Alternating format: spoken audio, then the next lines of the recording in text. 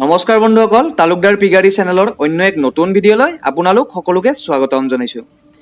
কেতিয়াবা কিছুমান গাহৰিয়ে আমি আশা কৰা অনুসৰি পোৱালি নিদিয়ে বা পোৱালি একেবাৰে কমকৈ দিয়ে। আমাৰ বহু ফাৰ্মাৰ বন্ধুসকলৰ লগত এনেকুৱা সমস্যা হোৱা দেখা গৈছে। গতিকে আজিৰ এই সৰু ভিডিঅ'টোত গাহৰিয়ে পোৱালি কমকৈ দিয়াৰ প্ৰধান কাৰণৰ বিষয়ে ক'বলৈ গৈ আছোঁ। ভিডিঅ'টো আপোনালোকৰ বাবে উপযোগী হ'ব, গতিকে ভিডিঅ'টো প্ৰথমৰ পৰা শেষলৈ সম্পূৰ্ণ চাই থাকক। আৰু মোৰ চেনেলত যদি কোনোবা নতুন আহিছে তেতিয়াহ'লে অনুগ্ৰহ কৰি এতিয়াই চেনেলটো ছাবস্ক্ৰাইব কৰি নটিফিকেশ্যন বেলটো বজাই দিয়ক, কিয়নো মোৰ চেনেলত নিয়মিতভাৱে গাহৰিৰ লগত জড়িত ভাল ভাল ভিডিঅ' পাই থাকিব। বন্ধুসকল, গাহৰি এজনীয়ে পোৱালি কমকৈ দিয়াৰ প্ৰথম কাৰণ হ'ল চৰ্বি বা ফেটছ। যদি গাহৰি এজনীৰ দেহত অধিক চৰ্বি বা ফেটছ হৈ যায় তেতিয়াহ'লে পোৱালিৰ সংখ্যা কম হোৱাটো স্বাভাৱিক। কিছুমানৰ আকৌ এটা দুটা পোৱালি দিয়াও দেখা যায় অধিক চৰ্বি হোৱাৰ ফলত। আকৌ কিছুমানৰ গাহৰিজনী গৰম হয় যদিও ছাৰ্ভিচ দিয়াৰ পিছতো গাভিন নহয় চৰ্বি হোৱাৰ ফলত। বন্ধুসকল, যদি আপুনি ব্ৰিডিং পাৰপজৰ বাবে ফাৰ্ম এখন খুলিছে তেতিয়াহ'লে আপোনাৰ গাহৰিজনীৰ ফেটছ কণ্ট্ৰল কৰিবই লাগিব, নতুবা আপুনি পিগ ফাৰ্মিং বিজনেছত সফল হ'ব নোৱাৰিব। চাওক বন্ধুসকল, আপুনি যদি গাহৰি এটাক ইমান দিন পুহি পেলাই পোৱালিৰ বাবে ৰেডি কৰায়, যদি সেই গাহৰিজনী ফেটছ হোৱাৰ ফলত ছাৰ্ভিচ ল'বই নোৱাৰে বা ছাৰ্ভিচ লৈ গাভিন হৈ যদিও এটা দুটাহে পোৱালি মাত্ৰ জন্ম দিয়ে, তেতিয়াহ'লে আপোনাৰ লাভ কি থাকিব?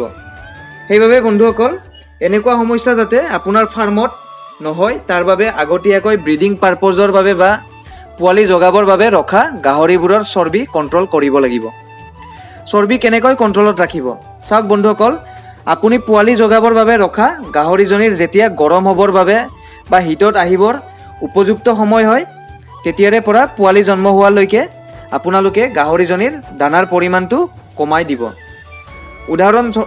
উদাহৰণ হিচাপে ধৰি লওক, যদি আগতে 1 কেজি দানা দিয়া আছিলে তেতিয়াহ'লে 900 গ্ৰাম 800 গ্ৰামকৈ লাহে লাহে দানাৰ পৰিমাণটো কমাই গৈ থাকিব। আৰু বন্ধুসকল, ফেটছ বেছিকৈ থকা দানা ব্ৰিডাৰ গাহৰিজনীক বেছিকৈ নিদিব।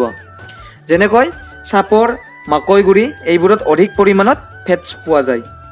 এইবোৰ দানা ব্ৰিডাৰজনীক পাৰে যদি কমকৈ দিব চেষ্টা কৰিব। এনেকৈ যদি গাহৰিজনীৰ দানাৰ প্ৰতি কিছু লক্ষ্য ৰাখি চলি যায় তেতিয়াহ'লে আপোনাৰ ফাৰ্মখনত গাহৰিৰ চৰ্বি বেছি হোৱাৰ কোনো কাৰণে নাই। গাহৰিৰ পোৱালি কমকৈ দিয়াৰ বা মৰা পোৱালি জন্ম হোৱাৰ দ্বিতীয় কাৰণটো হ'ল ঔষধৰ ব্যৱহাৰ।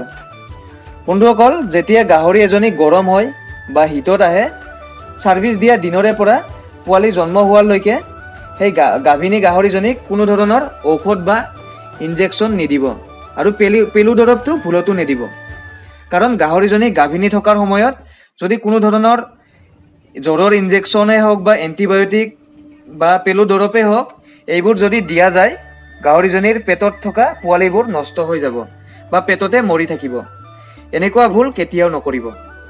আৰু এটা কথা বন্ধুসকল, গাভিন থকা গাহৰিজনী সদায় এটা ৰুমত অকলে ৰাখিব। যদি গাভিনী গাহৰিজনীক বেলেগ গাহৰিৰ লগত একেলগে ৰাখে তেতিয়াহ'লে সেই গাহৰিকেইটাৰ মাজত যদি কাজিয়া হয়, কামোৰা কামুৰি লাগিলে গাভিনী গাহৰিজনী পেটত দুখ পাব পাৰে, যাৰ ফলত পেটত থকা পোৱালিবোৰ নষ্ট হোৱাৰ সম্ভাৱনা থাকে। সেইবাবে গাভিনী গাহৰিক এটা ৰুমত অকলে ৰাখিব। বন্ধুসকল, আপোনালোকে মই এই ভিডিঅ'টোত কোৱা কাৰণকেইটাৰ প্ৰতি লক্ষ্য ৰাখিলে চাব আপোনাৰ ফাৰ্মত পোৱালিৰ সংখ্যা কেতিয়াও কম নহয়। আশা কৰোঁ বন্ধুসকল আজিৰ এই ভিডিঅ'টো আপোনালোকৰ বাবে উপকাৰী হ'ব। ভিডিঅ'টো চাই ভাল পালে ভিডিঅ'টো লাইক আৰু চেনেলটো ছাবস্ক্ৰাইব কৰিব নাপাহৰিব। আৰু যদি গাহৰি সম্পৰ্কীয় কোনো ধৰণৰ প্ৰশ্ন আছে কমেণ্ট কৰি নিশ্চয় সুধিব। আজিলৈ ইমানেই বন্ধুসকল, আকৌ লগ পাম গাহৰিৰ লগত জড়িত এটা নতুন ভিডিঅ'ৰ সৈতে। ভিডিঅ'টো শেষলৈ চোৱাৰ বাবে